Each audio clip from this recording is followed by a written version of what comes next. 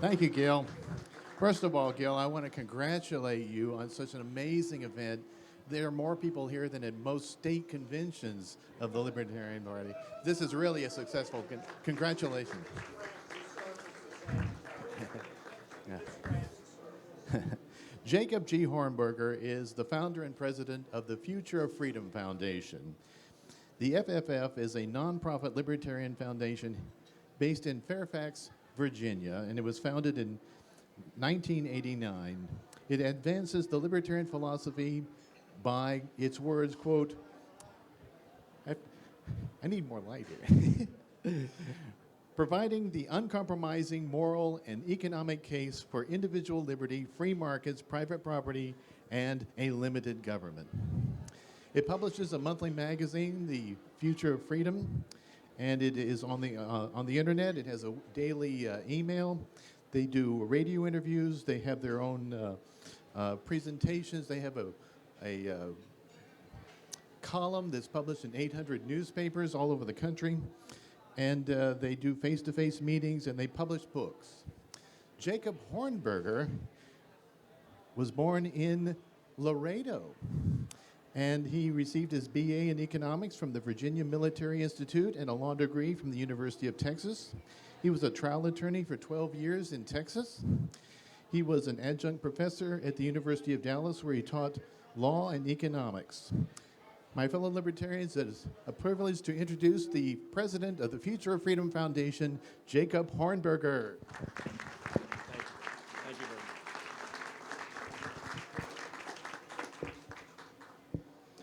much. Thank you very much. It's really nice to be here. It's kind of like being here at home. And thank you for inviting me to share ideas on liberty with you. It is a big honor, and especially thank you, Lynn and Roger, for being the instruments that brought this thing together. I'm honored. We go back many, many years, and that, as I was saying to some people recently, that one of the great things about this movement is the friends we make along the way. And Lynn and Roger, it's been an honor to be your friend for all these years, and thank you. And thank you for inviting me. You know, one of the things that we hear often as libertarians is that, you know, if your philosophy is so good, how come you only get 2 or 3% of the vote in elections? And my response always is because we're different from Democrats and Republicans. We don't compromise our principles for the sake of an election, for sake of votes. And they don't get that because Democrats and Republicans don't understand what it means to be principled or what the concept of principles are.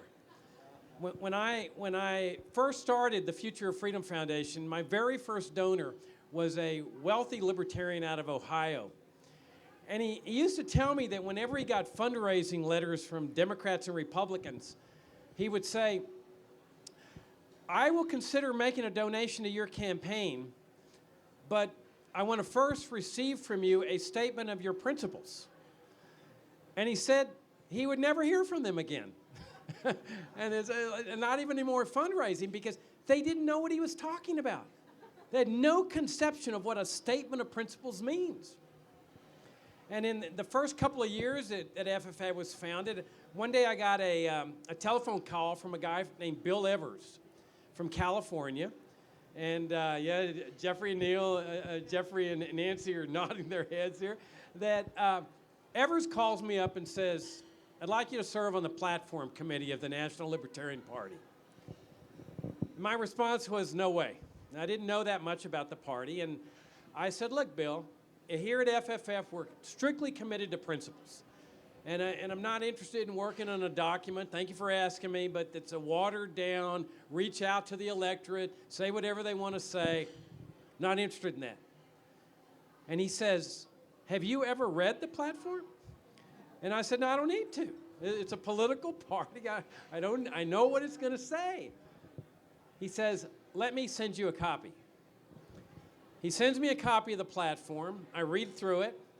I pick up the phone, call him up, and I said to him, Bill, it would be an honor to serve on the platform committee. And I ended up serving 3 terms on the platform committee. Why? Well, here was a pure libertarian manifesto. I mean, I was just stunned this was like a Mozart symphony in libertarian talk. I mean, a manifesto that was out there in front explaining the libertarian philosophy and the libertarian principles and taking positions for the general public that were guaranteed to cost votes, guaranteed to cost elections. I was so impressed that I said, wow, this is what libertarianism is all about. And that's why I joined the platform committee. And it was among the most gratifying 3 terms of any of my experience in the libertarian movement. And this is what Democrats and Republicans don't understand. I mean, this is why since 1972, this party has been known as the party of principle.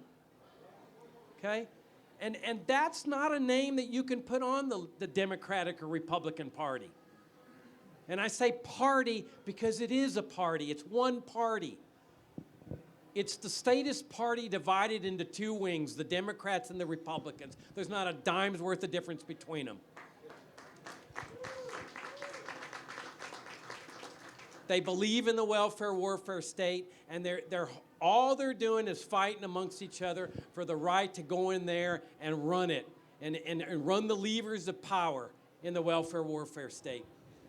If you had to come up with a label for this party, you'd call it the label of the no principles, or even better, the party of hypocrisy, because that's really what they stand for.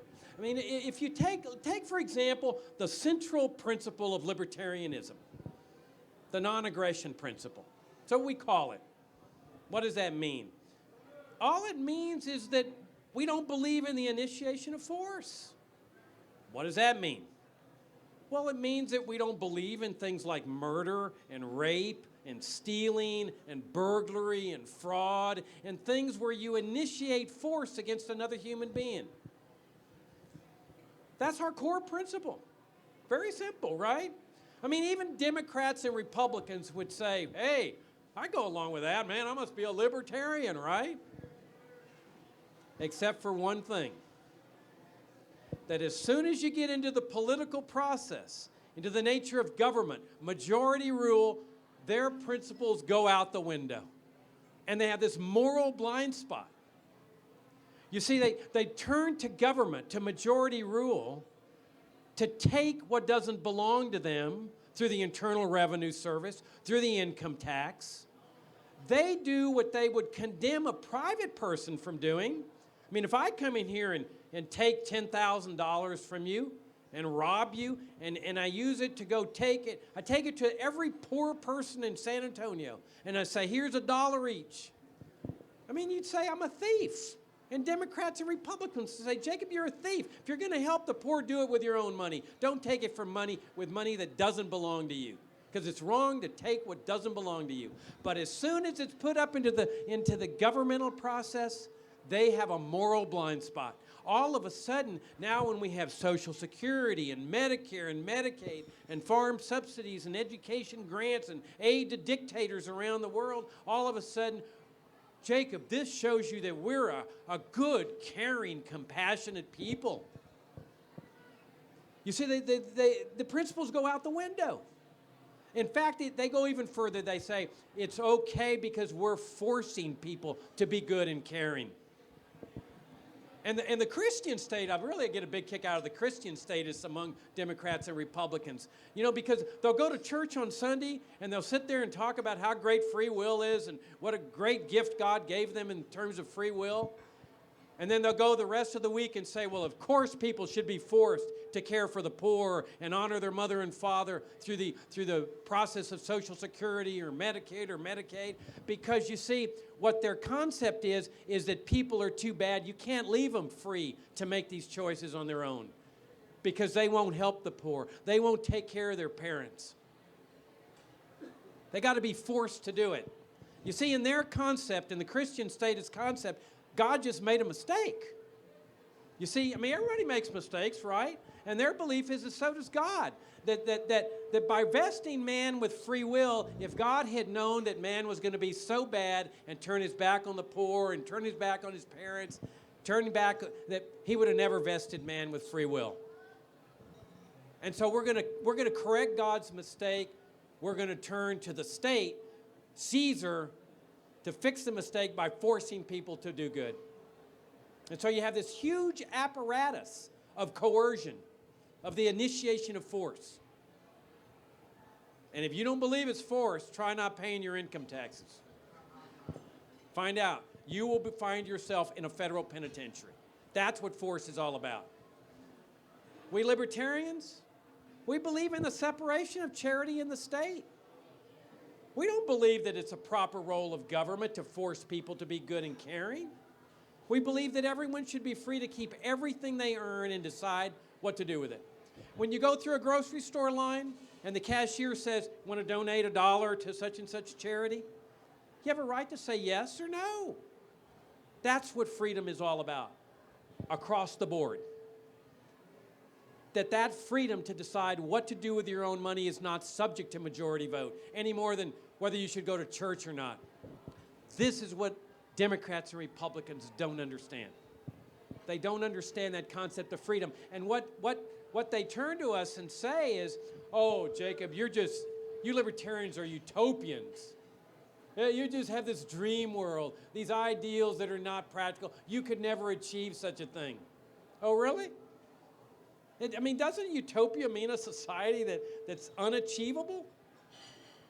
Well, if you turn to, say, 1890 America, and I'm not suggesting that it was necessarily a libertarian paradise. You had tariffs and land grants to railroads and government business partnerships and the Sherman Antitrust Act of 1890.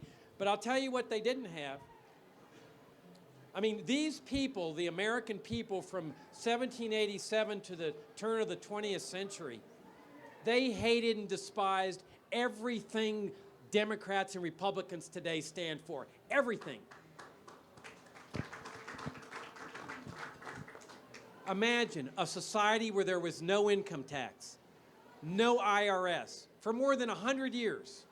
And not because they didn't know it, because Lincoln established an income tax in the Civil War. So they were clearly aware of what income taxation was about, and they rejected it for most of that century, because they believed that people should be free to make these decisions on their own. No Social Security, no Medicare, no Medicaid, no welfare state, no gun control, no drug laws, no standing military force of any significant size, no military-industrial complex, as President Eisenhower called this huge military establishment, no CIA, no NSA,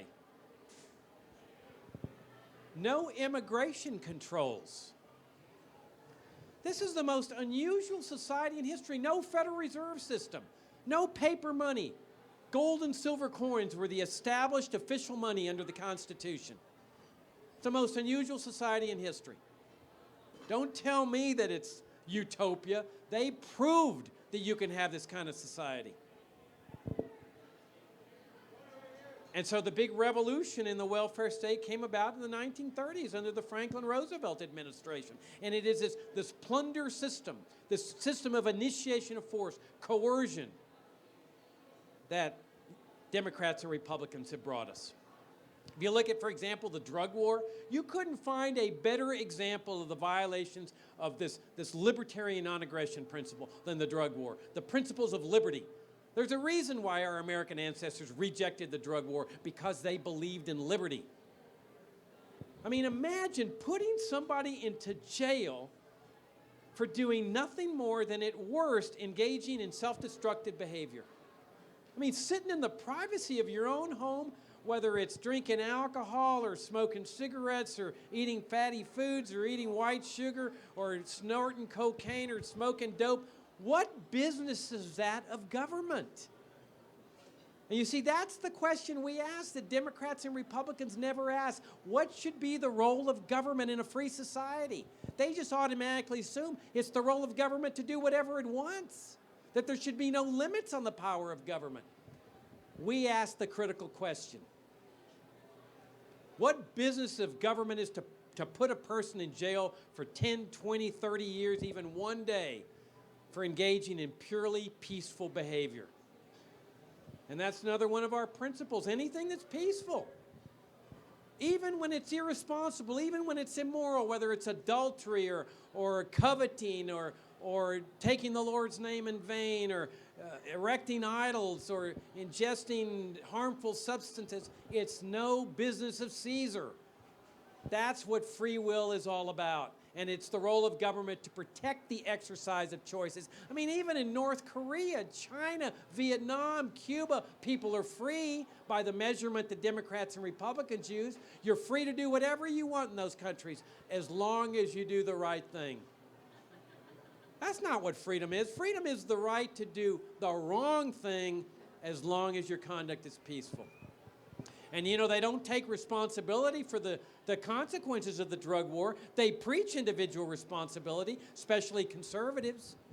But when you look at the consequences of this war, 60,000 dead people in Mexico alone in the last 7 years.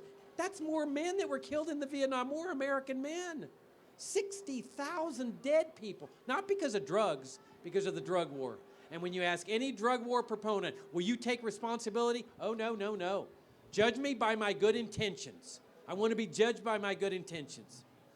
Or you've got robberies and muggings and gang wars. You can't even go into Mexico anymore like I did as a kid because it's so dangerous because of the gangs and the violence. That's all drug war related. You have people like Philip Seymour Hoffman dying, not dying of a drug overdose like they always say. They're dying from black market corrupted drugs that would not exist in a free market where people that could go, addicts could go into a drugstore and buy pure, good drugs for their to feed their habit instead of the black market corrupted drugs that they get that they call drug overdoses. But as bad as this system is, the welfare state, the drug war, the regulated society, it pales to insignificance to what Democrats and Republicans have done with the warfare state. And that really is the gravest threat to our freedom and well-being. And that's what Eisenhower was saying in his farewell address in '61. And it's 1,000 times more today. Did you ever think you'd live in a society where the ruler, the president, had the omnipotent authority through his military forces and his CIA forces to assassinate anyone in the world that he wanted, including Americans, with impunity? No trial by jury, no due process, no nothing. Just the power to assassinate, the power to torture any American, and to round them up into a military dungeon, concentration camp, and torture them. And that's what the Jose Padilla case was all about, that the courts upheld.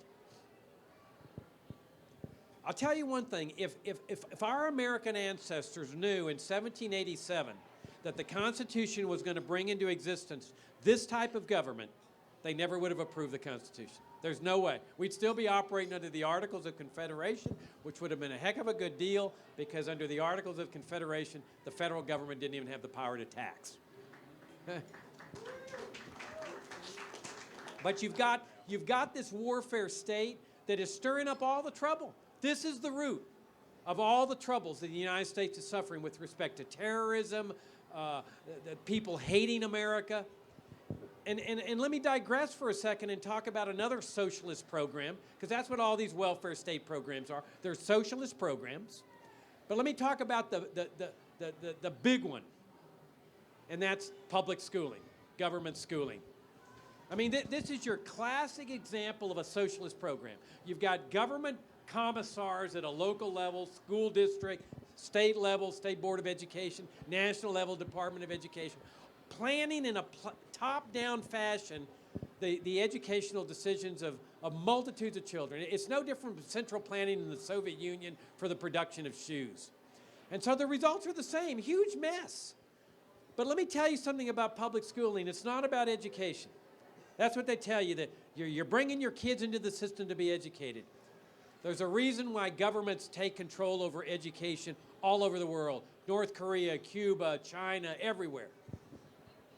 And that's to produce the good little citizen. The good little citizen who, by the time you go through this system that I call Army Light, 12 years of Army Light, they have a mindset of regimentation, of conformity. They don't question anything. They believe everything they're told by the authorities. that question that they bedeviled their parents with, that one-word question that they bedeviled their parents with from 0 to 6, why, has been smashed out of them. And everything is whatever the military says, whatever the Joint Chiefs of Staff say, whatever the president says, that's what I agree with. I don't question anything. If they want to invade a country that never attacked the United States, they must have information that we just don't know. We've got to trust them. Despite the fact they lie over and over again with Gulf of Tonkin attacks or cheating on stuff in ballot boxes in Box 13 in South Texas, or lying about burglaries that they commit. They lie over and over again. But the automaton, the public school success story says, I don't question any of it. And so when there's an attack on 9/11, and the officials say they hate us for our freedom and values, yes, that's what they do. They hate us for our freedom and values. It has nothing to do with what this government's been doing to people in the Middle East for years prior to 9/11, including sanctions that are killing innocent children in Iraq, hundreds of thousands of innocent children. I don't want to hear that, because this is their idol. The national security state is their idol. They go to church on Sundays, these Democrats and Republicans, and the rest of the week they praise the troops. And heaven help any person that criticizes the troops. It's worse than criticizing St. Paul or St. Peter to these people. It's heresy. You see, don't question what the troops are doing, because these are the agents of the almighty national security state. And that's what distinguishes us libertarians. We broke free of what they did to us. We're able to engage in critical thinking. We're able to challenge authority. We're able to see the truth of what these people are doing with their welfare warfare state. They are taking our country down with their out-of-control spending. They lead us in the direction of Greece, into national bankruptcy. They keep spending and spending and borrowing to fund this monstrosity. And that's not the worst of it. It's what they've done to conscience. People don't think in terms of right and wrong, except libertarians. We think in terms of right and wrong, not the automatons that say we got to do whatever the government says. And they don't challenge authority at a fundamental level. But that is the duty of a citizen. That's what we libertarians understand. It's the duty of a citizen to say, when the government's right, we'll stand with you, but when you're in the wrong, we will stand against you, and we will do everything we can to put you back on the right track. And that's what makes our movement so glorious and so noble. It's an exciting movement. You know, and it's a vibrant movement with lots of people, and it wasn't always like this. I'll tell you a story along these lines. You know, as you all know, I grew up in Laredo, and when I first discovered libertarianism in the late 70s, I was a young lawyer. And I'd heard about the party, Libertarian Party, so I called the Libertarian Party headquarters in Houston, and I said, I talked to the woman who answered. Her name was Honey Lanham. And I said, would you mind sending me some information about the party? Oh, love to. And so that just very short conversation. She gets it out in the mail to me. And about 20 years later, by this time, Honey is a high official. She had been Texas State Chairman for a few terms, and I think she was on NatCom, and she may have been a National Party Chairman or Vice Chairman or something. So I'm sitting at a convention with her, and we're sitting at the same table. And I said, Honey, just out of curiosity, do you remember me calling you 20 years ago and asking you to send me some materials when I lived in Laredo? And she said, how could I forget? You were the only libertarian in a city of 100,000 people. You know? I mean, those were like lonely days for libertarians. And I don't know how many libertarians there are in Laredo today, but I guarantee you this movement is a vibrant movement. I mean, hundreds of thousands of people surfacing out of nowhere, self-identifying as libertarians. I mean, this is where the party of principle, you have played a vital role in that. You may think, okay, we've only got 2 or 3% of our votes. That's irrelevant. Look what you have done as part of this movement to attract hundreds of thousands of people. And it's that vibrancy and that commitment to moral principles that attracts people. I mean, I'm going to tell you that one of the things that drew me to that platform many years ago was this party's provision on open borders. I was so stunned that the party would have the courage when they know how people feel about immigrants. Democrats and Republicans hate immigrants. They've waged war on immigrants. And here's where your party of hypocrisy comes in. That here Republicans talk about, we believe in free enterprise, private property, and limited government. That's their mantra. They use it in every speech. It's on their website. It's nothing but a mantra. Because when you say, really, if you really believe in these things, how about on immigrants that want to just come here, work, sustain their living, sustain their lives through entering into contracts with employers that obviously want to hire them? I mean, I grew up on a farm in Laredo. I mean, they were the hardest working people. We hired illegal aliens, the hardest working people I've ever seen. There's a reason why they're able to find jobs in the United States, because everybody knows they work hard. And so where's the free market on the free movements of people? And that's when, of course, Republicans say, oh, well, can't carry our principles that far. And here's the hypocrisy among the Democrats. And this was when I broke through and saw, I grew up as a liberal, and I saw the hypocrisy of the Democrats. I was in the detention center in Laredo, young lawyer, representing some illegal aliens, and it just hit me. I mean, the light bulb went off. If they love the poor, needy, and disadvantaged so much, because that's what they attack us on when we want to get rid of the welfare state, that's what the left says about us. I'm sitting there saying, these are among the poorest people in the world. I mean, how can you treat poor people like this? And I went and talked to my liberal friends. I said, how do you reconcile this? And they couldn't. They just kept saying, it's the law, it's the law. Well, yeah, segregation was the law. That didn't make it right. Why are you treating people like this? You see, they'll tell you they love immigrants, but it's only the immigrants that are well educated, that have a lot of money. That's the ones they want. They don't want the wretched refuse of your teeming shores, the huddled masses yearning to breathe free. They hate those kind of people.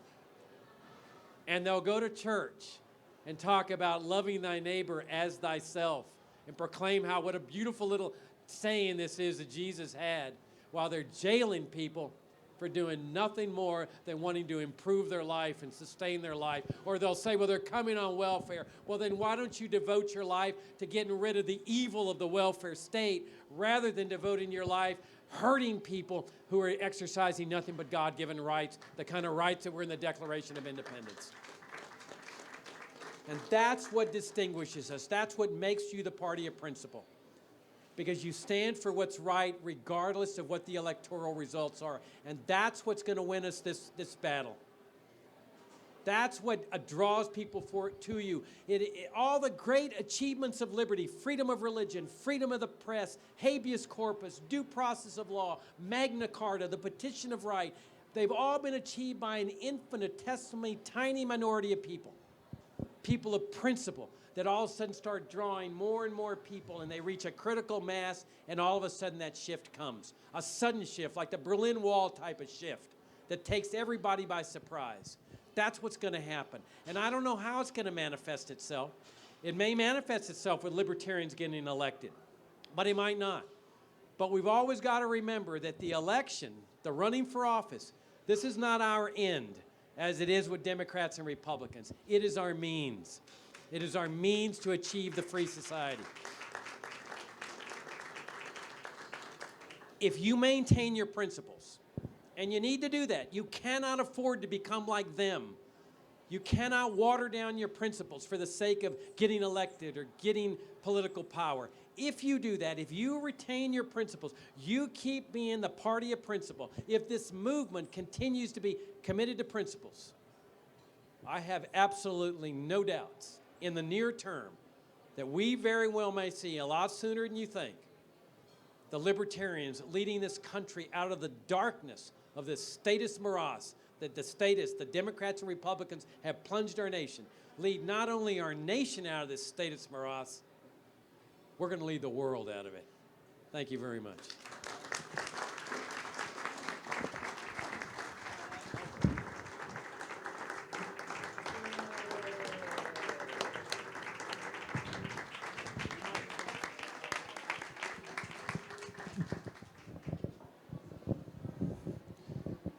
Gee,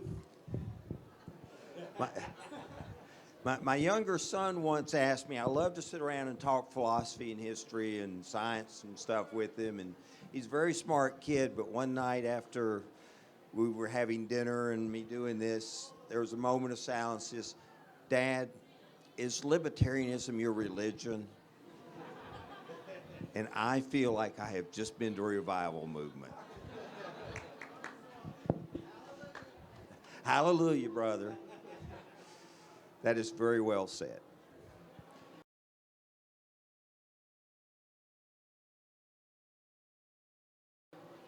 Okay, we got about 15 minutes to do questions to either one of our speakers.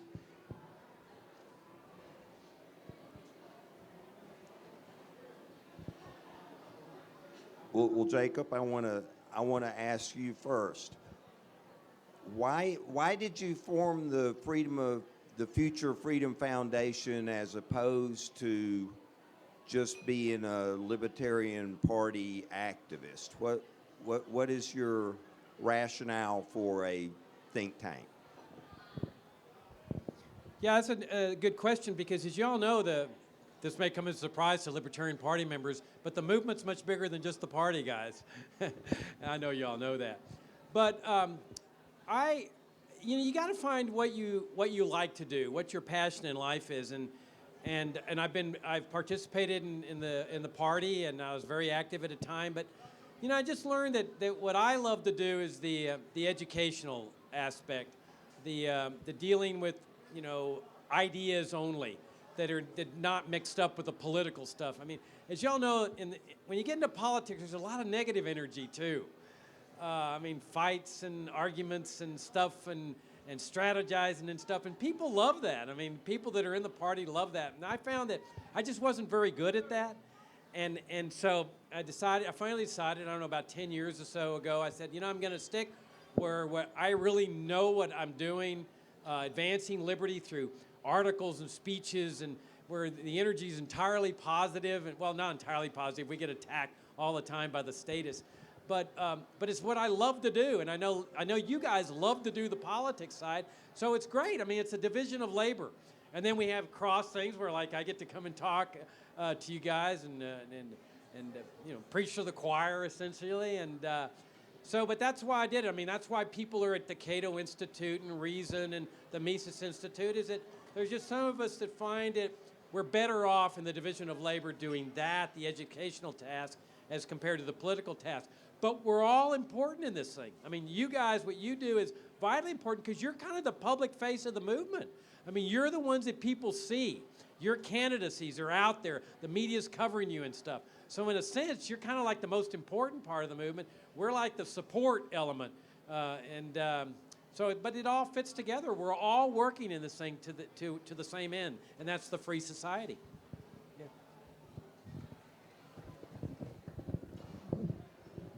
Next question. Yes, Faith.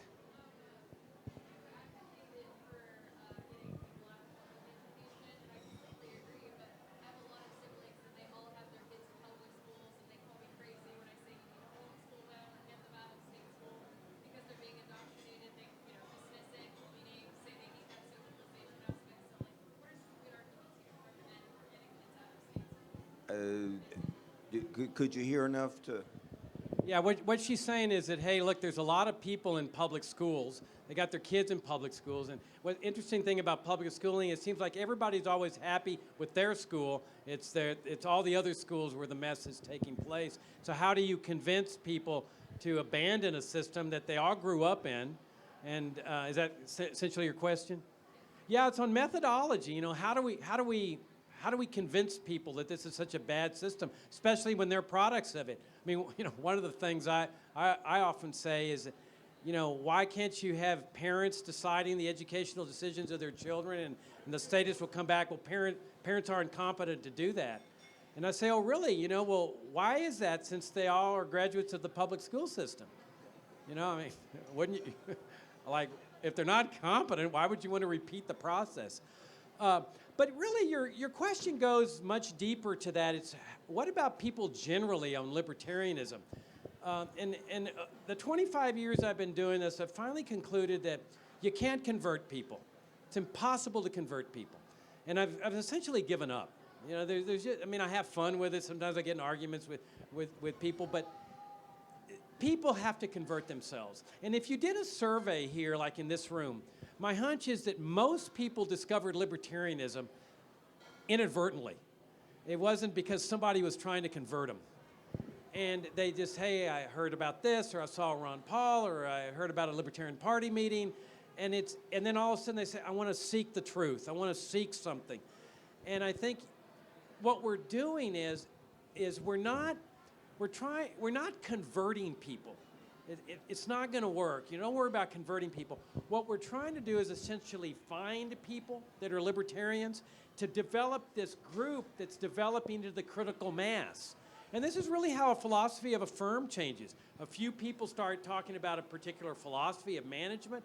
They get bigger and bigger and bigger, and all of a sudden the shift takes place with as little like 10%. And so you've got, really the battle is between a tiny minority over here of committed libertarians and a tiny minority over here of committed statists. And in the middle, most people don't care. One way or the other, but that's not bad, because if you get this critical mass over here, which may be as little as 10%, it just shifts. Everybody in the middle just says, okay, and they'll go over. So I think the same thing on education. It's finding the people that know that public schooling is bad, it's harmful, what it does to children's minds, this army light, this mindset of deference to authority, not questioning things, in the inability to engage in critical thinking, automatically accepting. They realize, I mean, that's what the homeschooling movement's essentially all about. And I'm not saying homeschooling's necessarily good. I'm saying a free market in education is good. Get the state out of it. Separate school and state the way we separated church and state. And that's a matter of, I think, finding people as well as planting seeds. I mean, we're kind of like Johnny Appleseeds as libertarians. And we plant seeds with our campaigns and so forth. And then some of the seeds land on stony ground. Some of the seeds land in ground where it washes away very quickly. Some of those seeds land in fertile minds, and they germinate. And all of a sudden, we got more and more libertarians. And I think that's the way we do it. You know, don't get upset or discouraged because so many people don't want to become libertarians. Okay, just keep finding the ones that want to join the movement and get involved with us. We will reach that critical mass and then watch this Berlin Wall fall just as rapidly and suddenly and surprisingly as it did.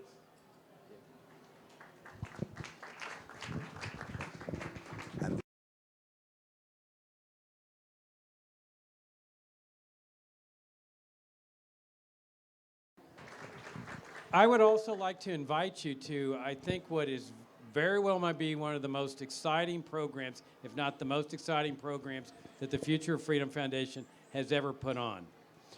On Saturday, April 11th, we are having an afternoon-evening conference at the University of Texas.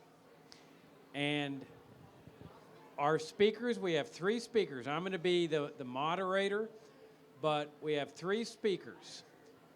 I don't know how many of you know Glenn Greenwald. Okay. Greenwald is the journalist who was working at The Guardian, to whom Edward Snowden leaked all of the NSA documents. I know Greenwald. He's worked with us on several programs for the Future of Freedom Foundation. We've done 2 college tours. He's spoken at one of our conferences. I have never heard a better public speaker in my entire life than Glenn Greenwald. Not on economics, he's a liberal, but on civil liberties, the war on terrorism, the national security state, foreign policy. You have never heard a more captivating speaker than Glenn Greenwald. Speaker number 1. Speaker number 2, you might be familiar with, Ron Paul. So this will be the first time, as far as I know, that Ron and Glenn are on the same program together. Third speaker, Radley Balco. Yeah. Balco is the author of a book called Warrior Cop. He has been writing on the militarization of the police for many years. He is one of those libertarians that has been so successful in his articles that he got hired as a regular columnist at the Washington Post to write on the drug war and the militarization of the police. And since the killing in Ferguson and then the one in New York City, Balco's star has just soared. The theme of the conference, stop the wars on drugs and the war on terrorism. Double pronged here. And we're going to have it at the Lyndon Johnson Library. We've got a big auditorium. We are doing this in partnership with the Young Americans for Liberty, who are, as you know, is one of the two big student organizations that came into existence as a result of the Ron Paul campaigns. Their UT chapter is one of the most active chapters in the country. They're providing the base, but it's open to the public. This is a great opportunity for you to come and interact with young people, interact with people in Austin. We think it's going to be a huge turnout. Admission price, we got a grant to fund this whole thing. Admission price, $0. It's free. So invite you to come up April 11th. More details on our website, fff.org. Thank you again for having me. It's been a wonderful time, and really do appreciate our sponsors table. Thank you guys for doing that, and thank you for the great reception. It's been nice.